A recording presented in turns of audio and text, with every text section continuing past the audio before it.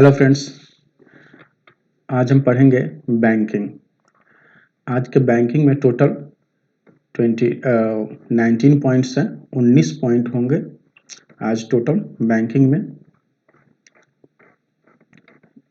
आज सिर्फ बैंकिंग ही लिए हैं क्योंकि सिर्फ बैंकिंग में ही 19 पॉइंट पुरजा रहे थे, तो इसलिए सिर्फ आप बैंकिंग लिया गया है। चलिए शुरू करते हैं। आज का पहला पॉइंट है, भारत के किस निजी क्षेत्र के बैंक ने भारत में मौजूद जापानी कॉर्पोरेट्स की बैंकिंग आवश्यकताओं की पूर्ति हेतु सहयोग के लिए जापान के एमयूएफजी बैंक के साथ समझौता किया है? तो वो भारत के कौन सा बैंक है निजी क्षेत्र का? उस बैंक का नाम है आईसीआईसीआई बैंक। क्लियर? तो किस लिए जापान के एमयूएफजी बैंक और भारत के आईसीआईसीआई बैंक के बीच समझौता हुआ है? तो वो समझौता हुआ है जापानी कॉर्पोरेट्स की बैंकिंग आवश्यकताओं की पूर्ति के लिए। क्लियर? आईसीआईसीआई बैंक का हेडक्वार्टर मुंबई में है। क्लियर?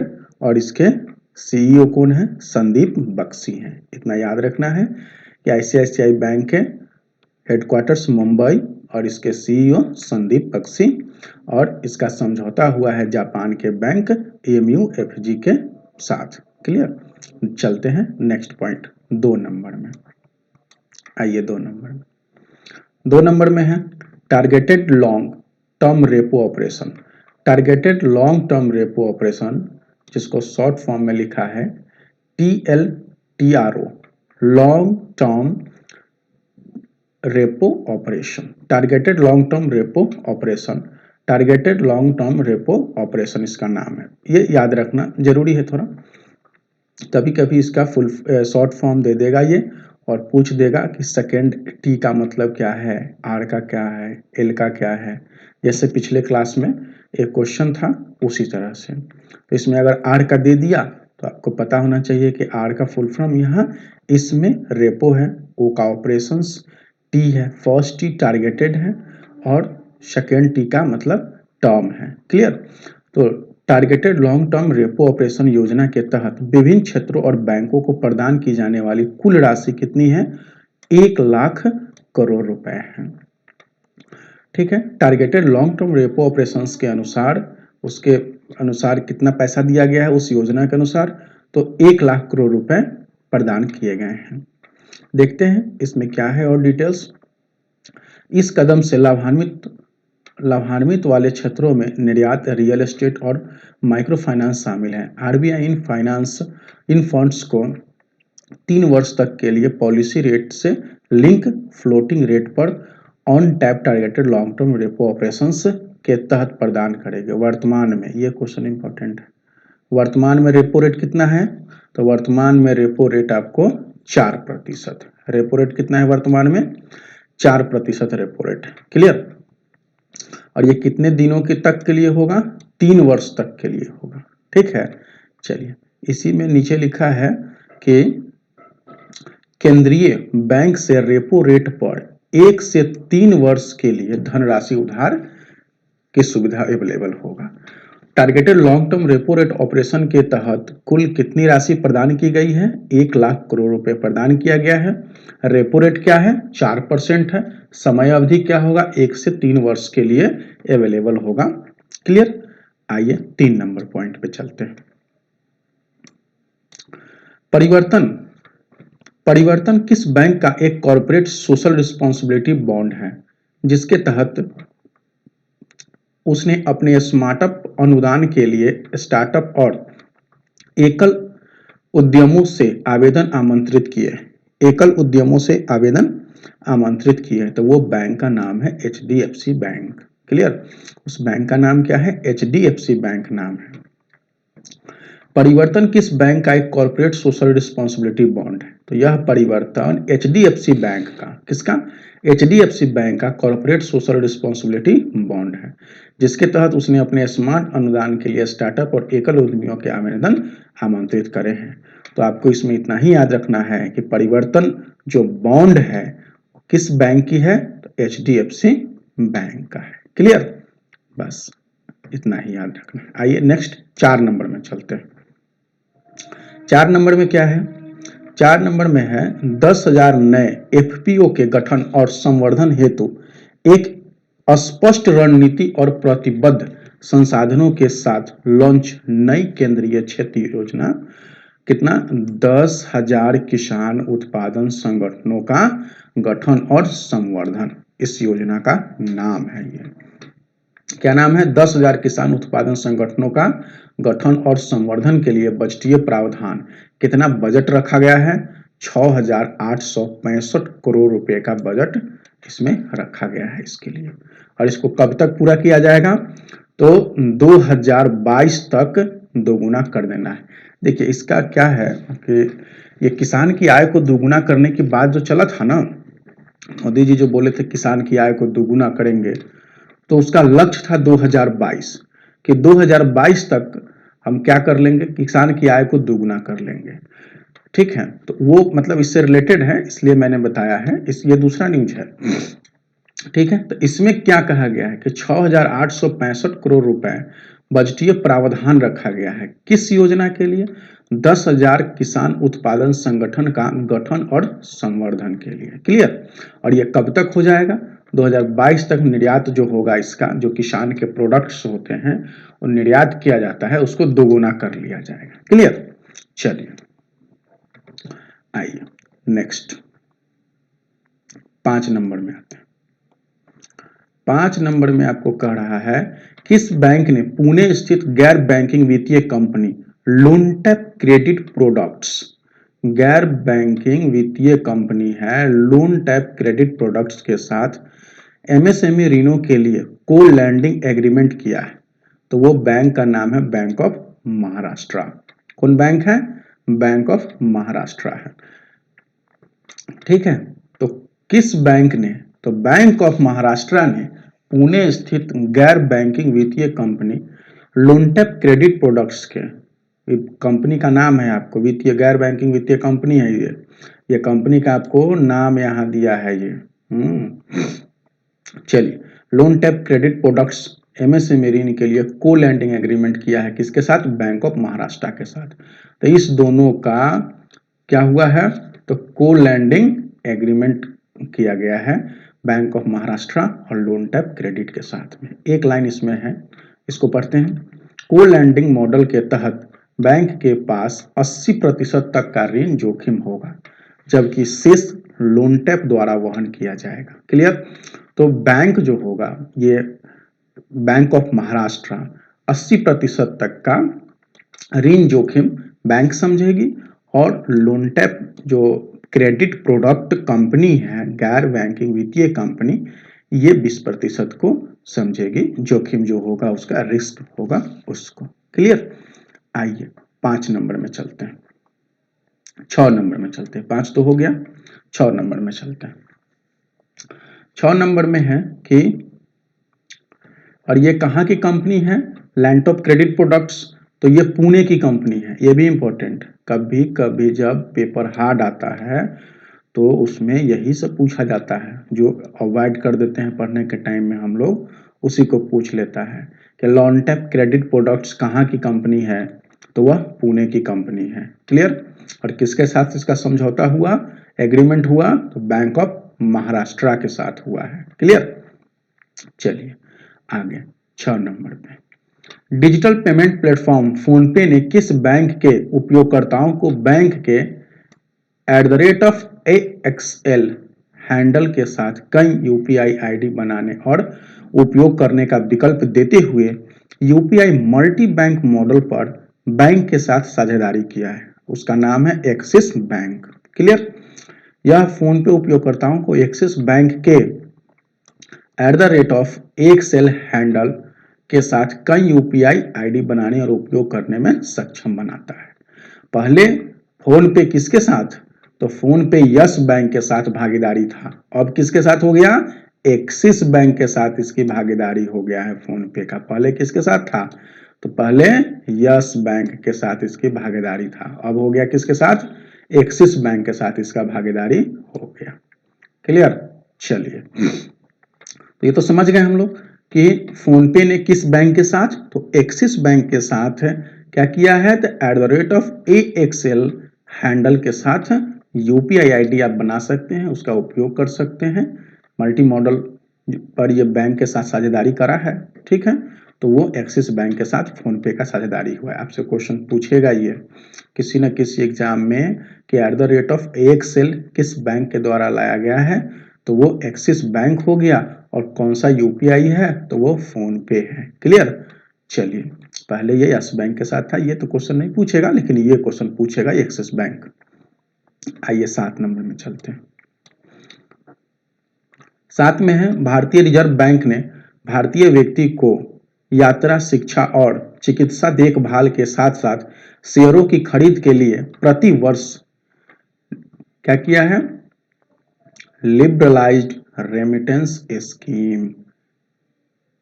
देखिए ये स्कीम क्या होता है कि आप पैसे ना एक देश से दूसरे देश में जो भेजते हैं, ठीक है, चाहे वो शेयर खरीदने के लिए भेज रहे हो, एजुकेशन के लिए भेज रहे हो, या कोई और सामान के लिए भेज रहे हो, या कैश के लिए अवेलेबल करवा रहे हो, तो वो सब रेमिटेंस स्कीम के अंतर्गत आता है।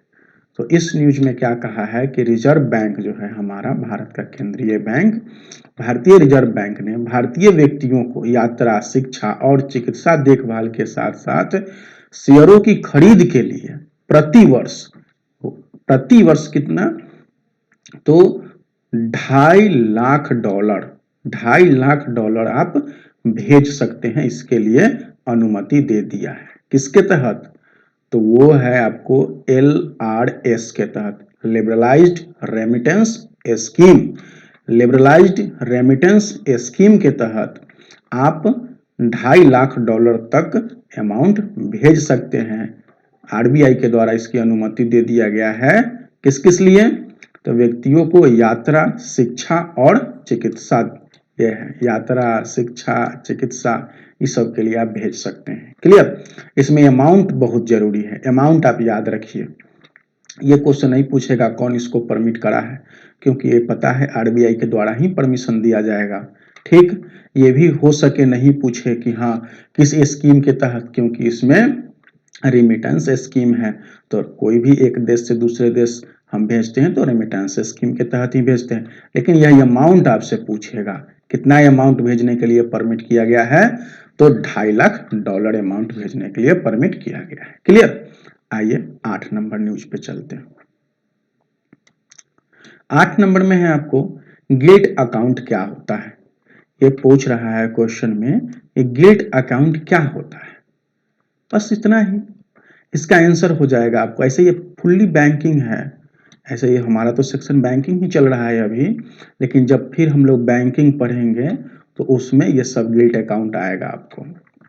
गिल्ट अकाउंट क्या है, जिसे खोलने की अनुमति आरबीआई ने दी है, जिससे भारत ऐसा करने वाला पहला देश बन गया है। क्लियर।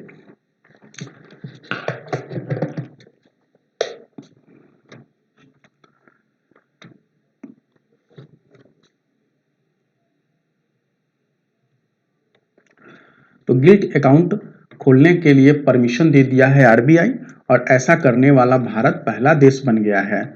और गिल्ट अकाउंट क्या है, तो सरकारी प्रतिभूतियों के स्वामित्व के लिए एक खाता है।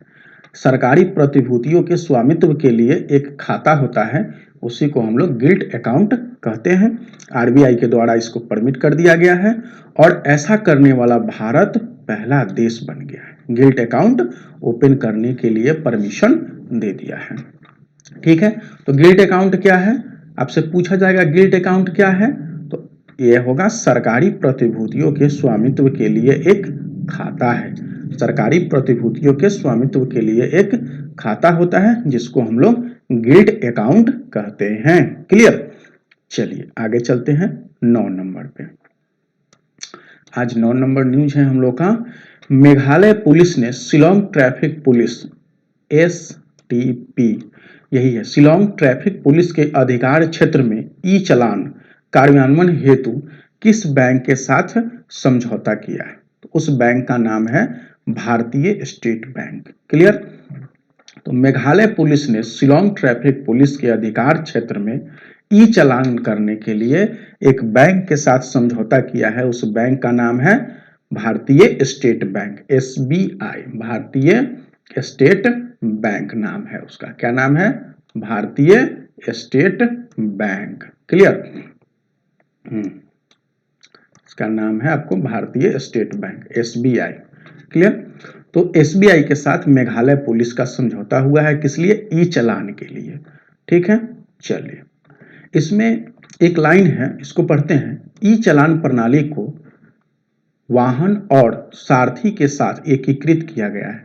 ठीक है, वाहन और सारथी दो एप्लीकेशन है जिसको एक साथ एकीकृत करके ई चालान प्रणाली के लिए लाया गया है। ये दोनों किसके तहत आता है? सड़क परिवहन और राजमार्ग मंत्रालय के तहत आता है। क्लियर?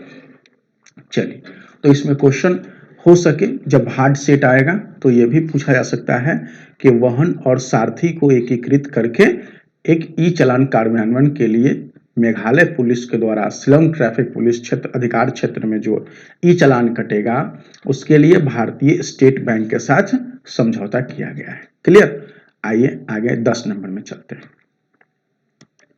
10 नंबर में है, केंद्र सरकार ने offer for sale OFS offer for sale विधि के माध्यम से राष्ट्रीय उर्वरक लिमिटेड NFL में अपनी 74.71% की हिस्सेदारी में से कितनी हिस्सेदारी बेचने का फैसला कर लिया है? केंद्र सरकार अभी तो बहुत हल्ला में है, सरकार सारी संपत्ति को बेचती जा रही है। देखिए उसी का एक ये भी हिस्सा है कि केंद्र सरकार ने ऑफर फॉर सेल के तहत क्या किया है?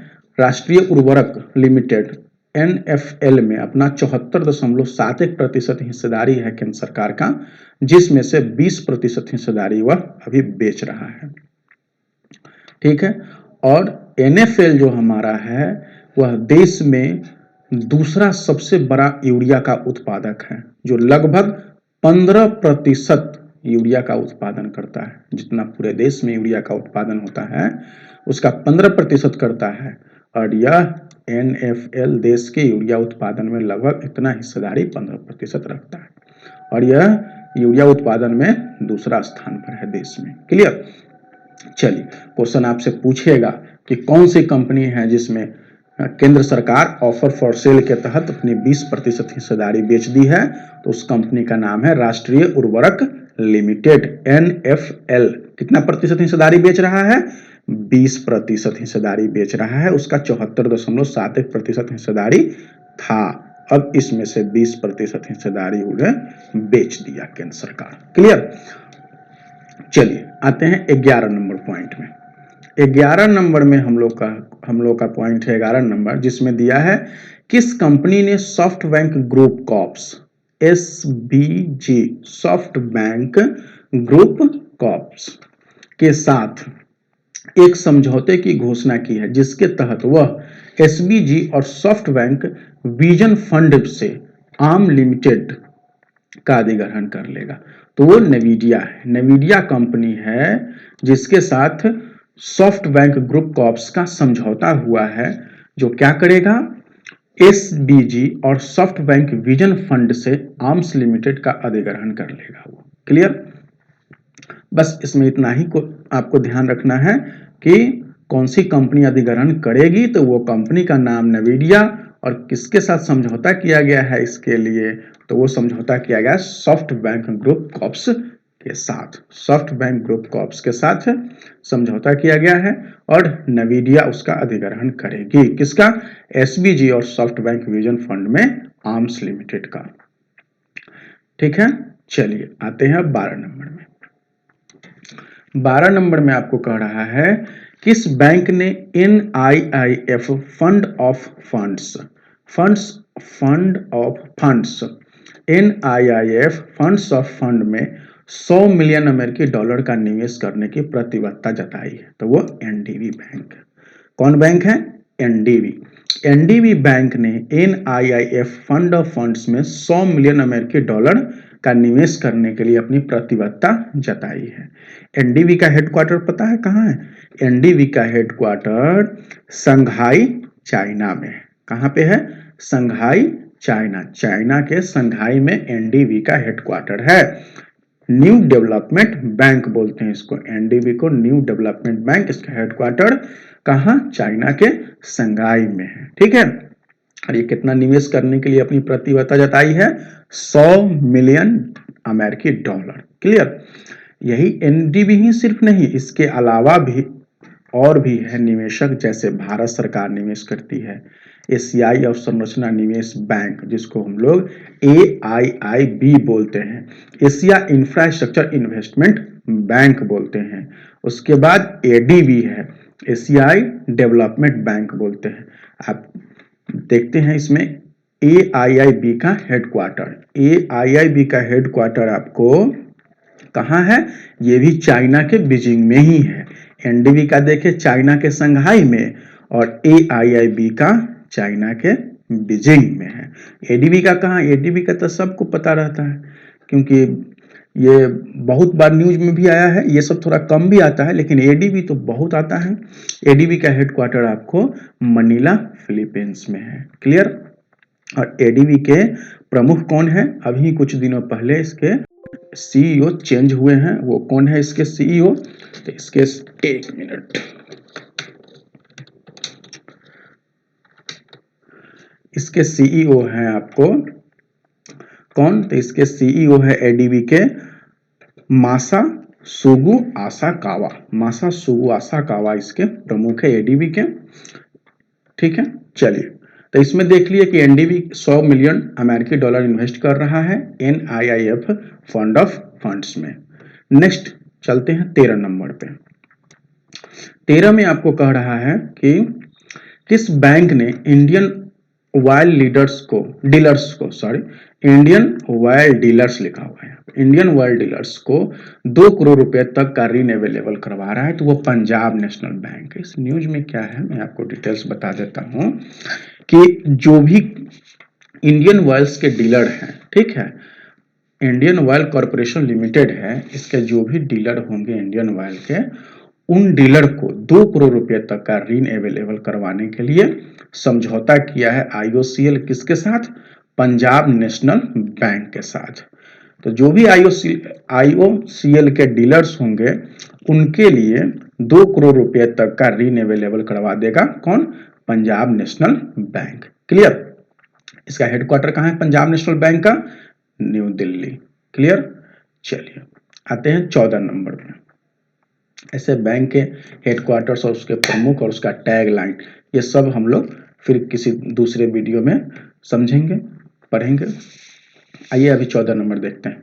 पंजाब नेशनल बैंक ने PNB ई डीलर स्कीम के माध्यम से, वही न्यूज है, रिपीट कर दिया है यहाँ पर कि 2 करोड़ रुपए तक का ऋण अवेलेबल करवा रहा है। इसमें कुछ नहीं, वही न्यूज को रिपीट किया हुआ है। आइए 15 नंबर में।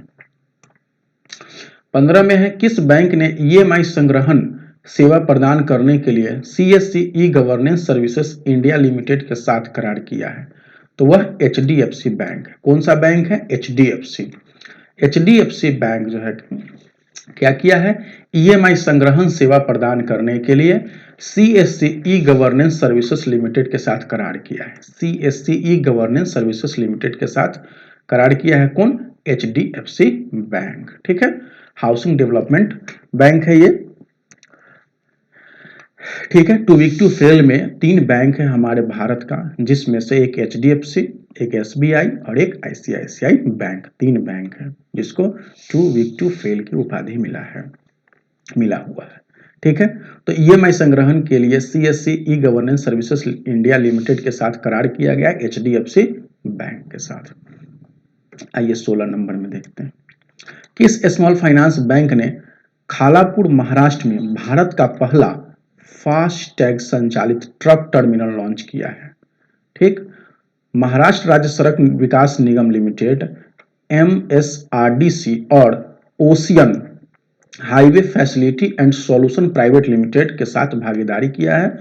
उस स्मॉल फाइनेंस बैंक का नाम है Equitas. Equitas small finance bank है जो क्या किया है? खालापुर महाराष्ट्र में भारत का पहला फास्टैग संचालित ट्रक टर्मिनल लॉन्च कर दिया है। कौन स्मॉल फाइनेंस बैंक? यही पूछ रहा है किस स्मॉल फाइनेंस बैंक ने? तो इक्विटास स्मॉल फाइनेंस बैंक ने खालापुर महाराष्ट्र में भारत का पहला फास्टैग संचालित ट्रक टर्मिनल लॉन्च किया है। Clear? Equitas small finance bank का हेडक्वार्टर कहां है? इक्विटास स्मॉल फाइनेंस बैंक का हेडक्वार्टर चेन्नई में है। कहाँ है? चेन्नई। ठीक है, तो ये भी याद रखने की चीज है कि इक्विटास स्मॉल फाइनेंस बैंक का हेडक्वार्टर कहाँ हुआ? तो चेन्नई में इक्विटास स्मॉल फाइनेंस बैंक का हेडक्वार्टर है। ठीक है, चलिए आगे। और ये क्वेश्चन आपसे पूछेगा ही, किसी न किसी एग्जाम में तो पूछ ही लेगा, ये इंपॉर्टेंट क्वेश्चन है आपको। हाँ, किसी न किसी एग्जाम में इस क्वेश्चन को पूछेगा, ये इंपॉर्टेंट क्वेश्चन। क्लियर? चलिए, तो यहाँ हम लोग देख लिए क्या कि फास्ट संचालित ट्रक टर्मिनल कौन लाया है? इक्विटास स्मॉल फाइनेंस बैंक लाया है, खालापुर महाराष्ट्र में। ठीक है, चलिए, जिसका हेडक्वार्टर कहाँ है? चेन्नई है। 17 नंबर में आते हैं हम लोग, 16 हो गया, आइए 17 में।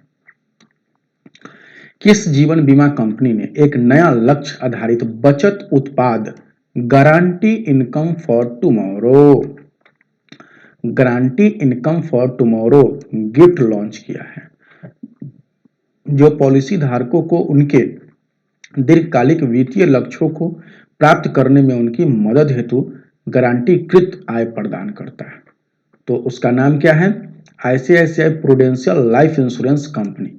ICICI prudential life insurance company नाम है उसका। क्या नाम है? ICICI prudential life insurance company नाम है। इन्होंने गारंटी इनकम फॉर टुमारो लाया है। ये जीवन बीमा कंपनी है ICICI prudential life insurance company, जो क्या की है? Guarantee income for tomorrow gift launch किया है। आपसे क्वेश्चन पूछेगा गिफ्ट किसके द्वारा लॉन्च किया गया है?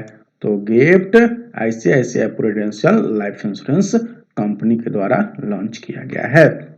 इसका फुल फॉर्म है गिफ्ट का guarantee income for tomorrow. Clear? चलिए आते हैं 18 नंबर में। 18 में है वह भारतीय कंपनी जिसे द सर्कुलर एक्सेलरेटर प्रोग्राम 2021 के लिए भारत से पहले सदस्य के रूप में चुना गया है। वह भारतीय कंपनी, हमको भारतीय कंपनी का नाम बताना है, पूछ रहा है वह भारतीय कंपनी जिसे, तो वो भारतीय कंपनी कौन है? रिसाइकल। जिसे किस लिए? द सर्कुलर एक्सेलरेटर प्रोग्राम 2021 के लिए चुना गया है।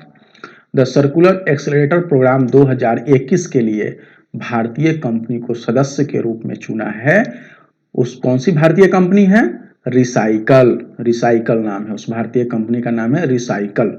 द सर्कुलर एक्सेलरेटर प्रोग्राम 2021 के लिए सदस्य के रूप में चुने जाने वाले पहले भारतीय कंपनी सदस्य के रूप में चुना गया, उसका नाम है रिसाइकल। क्लियर? चलिए आते हैं नेक्स्ट 19 नंबर में। 19 नंबर में देखिए, confederation of real estate developers association of India. क्या लिखा हुआ है? Confederation of real estate developers association of India ने निर्माण श्रमिकों के लिए, निर्माण श्रमिक वो लेबर जो होते हैं, बिल्डिंग निर्माण, रोड निर्माण, इस सब में काम करते हैं, उन्हीं को बोला जाता है निर्माण, मतलब निर्माण से रिलेटेड जो काम करने वाले श्रमिक होते हैं उन्हीं को निर्माण श्रमिक बोलता है। तो निर्माण श्रमिकों के लिए बैंक खाता खोलने की सुविधा हेतु किस भुगतान बैंक के साथ समझौता किया है? तो वो भुगतान बैंक है आपको इंडियन पोस्ट पेमेंट बैंक। कौन सी बैंक है? इंडियन पोस्ट पेमेंट बैंक है। कौन बैंक हो गया? इंडियन पोस्ट पेमेंट बैंक है। तो confederation of real estate developers association of India निर्माण श्रमिकों के लिए बैंक खाता खोलने की सुविधा हेतु एक भुगतान बैंक के साथ किस तरह के बैंक है? ये भुगतान बैंक है। इंडियन पोस्ट पेमेंट बैंक हमारा भुगतान बैंक, पेमेंट बैंक जिसको बोलते हैं। पेमेंट बैंक के बारे में, स्मॉल फाइनेंस बैंक के बारे में जब हम बैंकिंग पढ़ेंगे उसमें डिटेल्स पढ़ेंगे। पेमेंट बैंक क्या होता है, कितना पेमेंट बैंक है, क्या क्राइटेरिया है उसका, कितना अमाउंट रख सकते हैं आप उसमें, कितना निकाल सकते हैं, कौन लोग उसमें अपना खाता शुरू कर सकते हैं, खुलवा सकते हैं। हाँ, स्मॉल फाइनेंस बैंक में भी उसी तरह से सारा कि कितना अमाउंट रहना चाहिए उसमें, अगर कोई स्मॉल फाइनेंस में खोलना चाहता है आप कितना अमाउंट रख सकते हैं, ये सारा चीज़ हम लोग जब बैंकिंग पढ़ेंगे उस टाइम में जानेंगे। अभी यहाँ सिर्फ हमको कितना रखना है याद कि एक भुगतान बैंक है इंडियन पोस्ट पेमेंट बैंक, जो समझौता किया है किस लिए? निर्माण श्रमिक के लिए बैंक खाता खोलने के लिए। ठीक है, चलिए, आज हमको इतना ही पॉइंट था, हम लोग देख लिए। आप लोगों को अगर वीडियो पसंद आता है तो लाइक कीजिए, सब्सक्राइब कीजिए और दोस्तों में शेयर कीजिए। Thank you.